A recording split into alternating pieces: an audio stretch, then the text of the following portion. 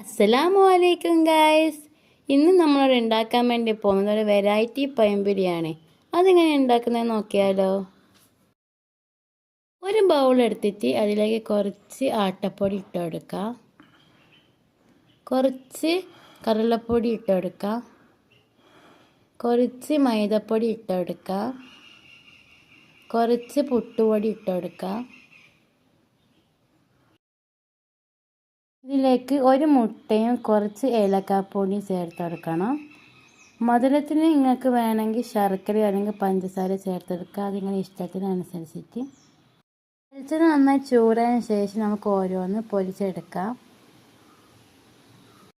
ഒരു ഭാഗം മൊരിഞ്ഞ് വരുമ്പോൾ അടുത്ത ഭാഗം മറിച്ചിട്ട് കൊടുക്കാം.